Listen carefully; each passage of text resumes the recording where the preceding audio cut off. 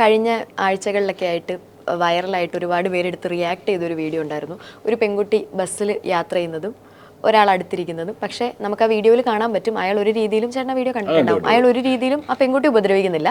പക്ഷെ അത് സ്പ്രെഡ് ചെയ്തത്, അല്ലെങ്കിൽ ആ പെൺകുട്ടി അതിനെ സ്പ്രെഡ് ചെയ്തത് അയാൾ ഉപദ്രവിച്ചു എന്നുള്ള രീതിയിലായിരുന്നു. ചേട്ടൻ ആ വീഡിയോ കണ്ടിട്ടുണ്ടായിരുന്നില്ലേ? ഞാൻ കണ്ടിരുന്നു. ഒരുപാട് എനിക്ക് ആ വീഡിയോ അയച്ചിരുന്നു.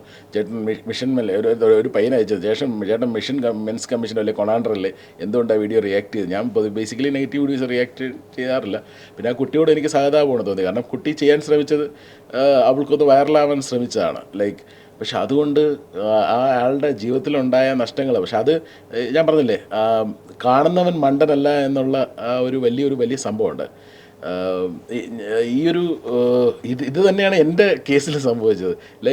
ഒരു 10-15 പേര് വരുന്നൊരു ഷൂട്ടിൽ നമ്മൾ പോകുന്നു, ഷൂട്ട് ചെയ്ത് തിരിച്ചു വരുന്നു, 6 മാസം കഴിയുമ്പോൾ പരാതി വരുന്നു. അപ്പോൾ ആ വീഡിയോ അവർ തന്നെ ഇൻസ്റ്റാഗ്രാമിലും ഫേസ്ബുക്കിലും ഒക്കെ കൊളാബ് ചെയ്തിട്ടിട്ടുണ്ട്. അപ്പോൾ അതിനുശേഷം പെട്ടെന്ന് ഈ സാധനം വരുമ്പോൾ എല്ലാവർക്കും ഇറ്റ്സ് ഗസ്സബിൾ അല്ലേ?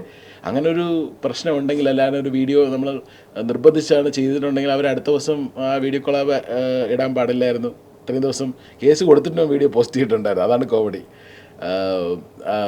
കേസ് കൊടുത്ത് FIR ആയി ഒരാഴ്ച കഴിഞ്ഞിട്ടാണ് വീഡിയോ റിമൂവ് ചെയ്യുന്നത്. ഇതെല്ലാം ഡിജിറ്റൽ എവിഡൻസ് ആണ്. അപ്പോൾ അത്തരം കാര്യങ്ങൾ എന്ന് പറഞ്ഞാൽ അതുപോലെ ഒരു കേസായിട്ട് ഇതിനെ കണ്ടു. അപ്പോൾ എനിക്കും സത്യം പറഞ്ഞാൽ ശരിക്കും ജെന്യുവിനായിട്ട് ഇനി ഒരു കേസ് വരുമ്പോഴും അല്ലെങ്കിൽ ഇത് കാണുമ്പോഴും നമ്മളത് ക്വസ്റ്റ്യൻ ചെയ്യപ്പെടും. അതാണ് ഇനിയിപ്പോൾ പെൺകുട്ടി പുലി വരുന്നേന്ന് കേട്ടിട്ടില്ലേ? അതുപോലെ പെൺകുട്ടി പറഞ്ഞത് പുലി വരുന്നേ, അതായത് യഥാർത്ഥത്തിൽ പുലി വന്നോ ഇല്ല. പക്ഷേ ഈ ഒരു കാര്യം കൊണ്ട് ജെന്യുവിനായിട്ട് നാളെ ഇനി അവളെ ആരെങ്കിലും കയറി പിടിച്ചാലും അവൾ പറഞ്ഞാലും ആരും വിശ്വസിക്കാൻ പോകില്ല. മനസ്സിലായില്ലേ? അതുപോലെ തന്നെ ചേട്ടാ, ഇതിൻ്റെ വേറൊരു അപ്പുറത്തെ ഒരു കോൺട്രഡിക്ടറി സൈഡ് എന്ന് പറഞ്ഞു കഴിഞ്ഞാൽ, സബ്സ്ക്രൈബ് ചെയ്ത് കോണ്ടന്റ്സ് ഇടുന്ന ആൾക്കാരുണ്ടല്ലോ. അപ്പം സബ്സ്ക്രൈബ് ചെയ്തിട്ട് ഹോട്ട് കോണ്ടന്റ്സ് ഇടുന്നവരുണ്ട്. ഹോട്ടായിട്ടുള്ള വീഡിയോസോ അല്ലെങ്കിൽ സെമി ന്യൂഡായിട്ടുള്ള പിക്ചേഴ്സോ ഒക്കെ പോസ്റ്റ് ചെയ്യുന്ന ആൾക്കാരുണ്ട്. അപ്പോൾ പക്ഷേ അങ്ങനത്തെ ആൾക്കാർക്ക്, അതായത് അങ്ങനത്തെ ആൾക്കാരെ ഞാൻ ഉദ്ദേശിച്ചത്, അങ്ങനത്തെ വീഡിയോസ് പോസ്റ്റ് ചെയ്യുന്ന പെൺകുട്ടി നാളെ അവൾക്ക് എന്തെങ്കിലും ഒരു പ്രശ്നം വന്നു കഴിഞ്ഞാൽ അവൾക്കത് ഒരിക്കലും പബ്ലിക്കിൽ വന്ന് പറയാൻ പറ്റുന്നില്ല എന്ന് എനിക്ക് തോന്നാറുണ്ട്. ബിക്കോസ് പബ്ലിക്കിൽ വന്ന് പറഞ്ഞു കഴിയുമ്പോൾ പറയും, നീ ഇങ്ങനത്തെ വീഡിയോസ് ഇടുന്നതല്ലേ, അപ്പോൾ പിന്നെ ഇത് ഉണ്ടാവുമല്ലോ എന്ന്. പക്ഷേ ഇത് രണ്ടറ്റമാണെന്നുള്ളത് മനസ്സിലാക്കാൻ ഒരു ബോധം ഉണ്ടാവില്ല ആൾക്കാർക്ക്. ഇത് ജെനുവിൻലി ഒരു കാര്യം പറയാം, അവരുടെ കണ്ടന്റ് അവരുടെ ഇഷ്ടപ്രകാരമാണ് അവർ സബ്സ്ക്രിപ്ഷനിലൂടെയൊക്കെ അത് കാണാൻ ലൈംഗിക ദാരിദ്ര്യം ഉള്ളത് കൊണ്ടാണ് ആൾക്കാർ അത് സബ്സ്ക്രൈബ് ചെയ്ത് 99 അല്ലെങ്കിൽ എനിക്കറിയില്ല എൻ്റെ എമൗണ്ട്, ആൾക്കാർക്ക് ഇഷ്ടമുള്ള ഇപ്പോൾ 1000 രൂപ പറഞ്ഞാലും ഇട്ട് കാണാൻ ആൾക്കാരുണ്ട്. അത്രയ്ക്ക് ലൈംഗിക ദാരിദ്ര്യം നമ്മുടെ നാട്ടിലുണ്ട്. അപ്പം അത് അറിഞ്ഞുകൊണ്ടാണ് ഇവർ ഈ സാധനം ഇടുന്നത്. അപ്പം അത് കാണാൻ ഇവർ നിൽക്കുന്നതുകൊണ്ടാണ്. ഇത് സബ്സ്ക്രൈബ് ചെയ്യാൻ ആരെങ്കിലും ഇല്ലെങ്കിൽ അവർ കണ്ടന്റ് ഇടുമോ? ഇപ്പോൾ ഒരാൾ സബ്സ്ക്രിപ്ഷൻ കണ്ടന്റ് സ്റ്റാർട്ട് ചെയ്യുന്ന അറിഞ്ഞു കഴിഞ്ഞാൽ 99 രൂപയേ ഉള്ളൂ, കുഴപ്പമില്ല ഒന്ന് കണ്ടേക്കാം എന്ന് പറഞ്ഞിട്ട് ആ 99, അങ്ങനെ 1000 പേര് കണ്ടു കഴിഞ്ഞാൽ അത് 99,000 രൂപയായി, എന്ന് വെച്ചാൽ 1,00,000 രൂപയായി. അപ്പം അത്തരത്തിലുള്ള ലൈംഗിക ദാരിദ്ര്യം ഉള്ളത് കൊണ്ടാണ് ഈ ഒരു കാര്യം ചെയ്യുന്നത്. പക്ഷെ ആ കുട്ടിക്ക് നാളെ ഒരു പ്രശ്നം വന്നാൽ അവൾക്ക് അത് തുറന്ന് പറയണം. കാരണം അവൾ അത് ചെയ്യുന്നത് കൊണ്ട് അവളൊരു മോശക്കാരിയാവണമെന്നില്ല. ഒരു പെണ്ണ്, ഞാൻ പറഞ്ഞില്ല, ഇപ്പം ഈവൻ ഇതിനൊരു ക്ലാസിക് എക്സാമ്പിൾ പറഞ്ഞാൽ, ഒരു പെണ്ണ് നോ എന്ന് പറഞ്ഞാൽ അത് whether she's even A prostitute ആണെങ്കിൽ കൂടെങ്കിലും ഒരു പെണ്ണ് നോ എന്ന് പറഞ്ഞാൽ അത് നോ തന്നെയാണ്. കൺസെന്റ് എന്ന് പറയുന്നത് it's a big deal, it's a very big deal. ഒരു കൺസെന്റ് ഇല്ലാതെ സ്ത്രീയുടെ ശരീരത്തിൽ തൊടുന്നത് ഇറ്റ്സ് എ ക്രൈം. പക്ഷേ തൊട്ടെന്ന് പറഞ്ഞ് അയാളെ അല്ലെങ്കിൽ ഒരാളെ നമ്മൾ കേസിൽപ്പെടുത്തുന്നു, അതും ഒരേ സമയം ക്രൈമാണ്. പക്ഷെ ഇതിൽ കൂടുതൽ ഹൈലൈറ്റ് ചെയ്യപ്പെടുന്നത് എന്താണ്? ഞാൻ പറഞ്ഞില്ലേ, പാച്ചുവും ഗോപാലനും അല്ലാതെ ഒരു ഹൈ പ്രൊഫൈലിൽ നിൽക്കുന്നവനെ ഇതുപോലെ കരിവാരി തേക്കാൻ ഉപയോഗിക്കുന്നത് കൂടുതൽ ഹൈലൈറ്റ് ചെയ്യപ്പെടുന്നു. ജെന്യുവിനായിട്ടുണ്ടാകുന്ന ഇതുപോലുള്ള കേസുകൾ ആ ഒറ്റ കാരണം കൊണ്ട് ഹൈലൈറ്റ് ചെയ്യപ്പെടാതെ പോകുന്നു എന്നുള്ളതാണ്. അതുകൊണ്ട് രക്ഷപ്പെടുന്നത് ആരൊക്കെയാണ്? ഇതുപോലെ കുറ്റം ചെയ്യുന്നവൻ രക്ഷപ്പെട്ടു പോകും. പക്ഷേ നിയമത്തിൻ്റെ ഒരു പോസിബിലിറ്റി ഉള്ളതുകൊണ്ട് ഇന്നവരെ എൻ്റെ അറിവിൽ നിരപരാധികൾ ശിക്ഷിക്കപ്പെട്ട കേസുകൾ വളരെ കുറവാണ്. ഒരുപക്ഷെ ശിക്ഷിക്കപ്പെട്ടാൽ എന്നാലും അവൻ നിരപരാധിയെന്ന് തെളിഞ്ഞിട്ടുണ്ട്. അതിൻ്റെ തെളിവുകളാണല്ലോ കഴിഞ്ഞ കുറേ നാളുകൾക്ക് മുന്നേ ഉണ്ടായ പല പോക്സോ കേസുകൾ. പ്രതി നിരപരാധിയാണെന്ന്, പ്രതിയായിട്ട് ആരോപിക്കപ്പെട്ടവൻ നിരപരാധിയാണെന്ന് ഈ കേസ് കൊടുത്ത ആൾ തന്നെ വന്ന് പിന്നീട് പറയുന്നത്. അവർ 9 വർഷത്തിന് ശേഷമായിരിക്കും പറയുന്നത്, പക്ഷേ ഇറ്റ്സ് പ്രൂവൺ. പക്ഷേ അയാൾക്ക് നഷ്ടപ്പെട്ടത് എന്താണ്? അയാളുടെ ജീവിതം, അയാളുടെ കുടുംബം, അയാളുടെ 9 വർഷത്തെ ജയിലിലെ വാസം, ഈ പറഞ്ഞ പച്ച മലയാളത്തിൽ പറഞ്ഞ പശപ്പച്ചരിയുടെ ചോറുകൊണ്ട് തറയിൽ കിടന്ന് ആകാശം പോലും കാണാതെ ആൾക്കാരുടെ മുന്നിൽ ഒരു പ്രതിയായി കണ്ട് മറ്റുള്ള സഹതടവുകാരെന്ത് മിക്കവാറും ജയിലിൽ കയറുമ്പോൾ നടപടിയോടുകൂടി ആയിരിക്കും അയാൾ കയറിയത്. കാരണം ഹീസ് പ്രൂവൺ ഗിൽറ്റി. അപ്പം ഒരു വിചാരണ തടവുകാരൻ പോലും അല്ല, അയാൾ കേസ് വിധി ശിക്ഷിക്കപ്പെട്ട ആളാണ്. ആടിച്ച് കുറ്റിയകത്ത് എഴുതി കാണാൻ വരും, ഉറപ്പാണ്. ജയിലിൽ അങ്ങനെ ഒരു സിസ്റ്റമുണ്ട്. കഴിഞ്ഞ ദിവസം രാഹുൽ ഈശ്വർ കിടന്നിട്ട് വന്നപ്പോൾ കുറേ ജയിൽ കഥകൾ കേട്ട് ഞാൻ തന്നെ അന്താളിച്ചു പോയി. കുറേ പേര് രാഹുലിൻ്റെ അടുത്ത്, അതിൽ ഞാൻ 4-5 കേസിൽ ഇടപെട്ടിട്ടുണ്ട്. ഒരു പയ്യനും പെണ്ണും പ്രേമിച്ചു, അവർ കല്യാണം കഴിച്ചു. പക്ഷേ അവൾക്ക് 18 വയസ്സ് തികയുന്നതിന് ഏകദേശം എത്രയോ ഒരു ദിവസം 2 ദിവസം മുമ്പാണ് അവർ കല്യാണം കഴിച്ചത്. എന്നുവെച്ചാൽ 18 ദിവസം ഇനി 2 ദിവസമേ ഉള്ളൂ. പക്ഷേ അവൻ പോക്സോ കേസിൽ ഇപ്പോൾ ജയിലിലാണ്.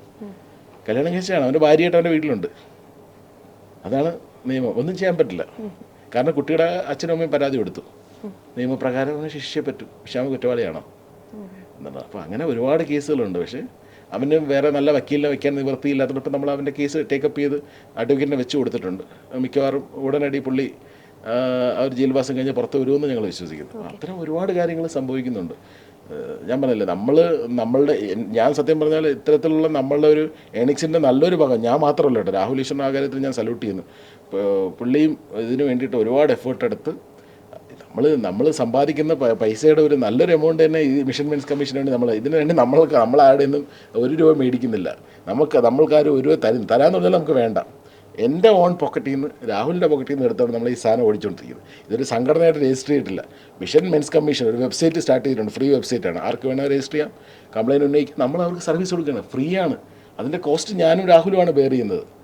മനസ്സിലായില്ലേ? ഇപ്പോൾ കാണുന്നവർക്ക് ഒരുപാട് പേര് ആ മിഷനെ സപ്പോർട്ട് ചെയ്തു, ഒരുപാട് പേര് അത് കളിയാക്കിയിട്ടുണ്ട്. അതിനെക്കുറിച്ച് അതിനെ ഡീഗ്രേഡ് ചെയ്ത് വീഡിയോ ഇട്ട ഇൻഫ്ലുവൻസേഴ്സ് ഉണ്ട്. അതിലൊരു ഇൻഫ്ലുവൻസർ എന്നെ കുറച്ച് നാൾ കഴിഞ്ഞപ്പോൾ എൻ്റെ അടുത്ത് സഹായം ചോദിച്ചു വന്നു. എന്തുകൊണ്ട് നമുക്ക് ചെയ്യാതിരിക്കാൻ പറ്റും? അപ്പം ഞാൻ ചോദിക്കും, താങ്കൾ ഒരു വീഡിയോ ഇടുന്നത് ഞാൻ കണ്ടു, മിഷൻ മെൻസ് കമ്മീഷനെ കുറിച്ച് ഞാനൊക്കെ ഇട്ടിട്ടുണ്ട്. അല്ലേട്ടാ, എനിക്ക് സ്വന്തമായിട്ട് വന്നപ്പോൾ എനിക്ക് മനസ്സിലായത് നമ്മൾ അയാളെ സഹായിച്ചു കൊടുക്കേണ്ടി വന്നു. അവനവന് ആരാൻ്റെ അമ്മയ്ക്ക് ഭ്രാന്ത് പിടിക്കുമ്പോൾ ഭയങ്കര രസമാണ്. സ്വന്തം അമ്മയ്ക്ക് ഭ്രാന്ത് പിടിക്കുമ്പോഴേ അതിൻ്റെ വിഷമം മനസ്സിലാവുള്ളൂ. അപ്പോൾ മറ്റുള്ളവൻ്റെ ജീവിതത്തിൽ ഒരു സാധനം വരുമ്പോൾ അതൊരു ഇപ്പം താങ്കൾക്കൊരു മുറിവുണ്ടായാൽ അതിൽ ഏറ്റവും അധികം വേദനിക്കുന്നത് താങ്കൾക്ക് മാത്രമാണ്. താങ്കളുടെ അമ്മയ്ക്കും അച്ഛനും ഉണ്ടാവും, സഹോദരനുണ്ടാവും, അതിനപ്പുറം വേറെ ഒരാൾക്കും ഉണ്ടാവില്ല. ഫീൽ ചെയ്യുന്നത് നമ്മളായിരിക്കും തീർച്ചയായിട്ടും. അപ്പോൾ അത് തന്നെയാണ്. സ്വന്തമായിട്ടൊരു മുറിവുണ്ടാകുമ്പോഴേ അവന് മനസ്സിലാവുള്ളൂ എത്രത്തോളം മറ്റുള്ളവൻ ഈ വേദന അനുഭവിച്ചിരുന്നെന്നുള്ളതാണ്. നമ്മുടെ കേസിൽ എനിക്ക് കുറച്ച് വിൽ പവറും കാര്യങ്ങളും, അല്ലെങ്കിൽ നമ്മളൊരു ലൈഫ് ഒരുപാട് ട്രാവലും, അല്ലെങ്കിൽ നമ്മൾ ഒരുപാട് വർക്ക് ചെയ്തതിൻ്റെയൊക്കെ ഫലമായിട്ട് ഇതൊരു കേസ് ടാക്കിൾ ചെയ്യാൻ എനിക്ക് പറ്റി. പക്ഷേ എത്ര പേർക്ക് പറ്റും എന്നുള്ളതാണ് സീരിയസ് ആയിട്ട്. ഇപ്പോൾ രാഹുൽ പോലും എന്നോട് പറഞ്ഞു, ഞാനാണെങ്കിൽ എന്ത് ചെയ്യുമെന്ന് എനിക്കറിയില്ല. ഞാൻ ആ സമയത്ത് തകർന്നു വേണം. കാരണം it's a serious allegation, fabricated fake കേസാണ്. But it's a serious allegation. How to survive എന്നുള്ളത് ആ ഒരു നിമിഷമാണ്. ആ ഒരു നിമിഷത്തെ ഒരാൾ എന്തും ചെയ്തു പോവാം എന്നുള്ളതാണ്. എല്ലാവരും അത് ചിരിച്ചുകൊണ്ട് നേരിടണമെന്നില്ല. പോസിറ്റീവായിട്ട് പോയതിനേക്കാൾ ശക്തമായി തിരിച്ചു തരണമെന്നില്ല. It depends of person to person. പക്ഷെ അത്തരത്തിലുള്ള മറ്റ് കാര്യങ്ങൾ ഉണ്ടാവാതിരിക്കാനാണ് നമ്മളുടെ പ്രാർത്ഥനയും എഫേർട്ടും. അതിന് വേണ്ടി മാത്രമാണ് ഇങ്ങനൊരു പ്രസ്ഥാനം ഉണ്ടാക്കി വെച്ചിരിക്കുന്നത്. നമ്മൾ സ്ത്രീകൾക്കോ അല്ലെങ്കിൽ പെണ്ണുങ്ങൾക്കോ എതിരെയല്ല, പക്ഷേ ഇതുപോലുള്ള വ്യാജ പരാതികൾ കൊടുക്കുന്ന പെണ്ണുങ്ങൾക്കെതിരാണ്.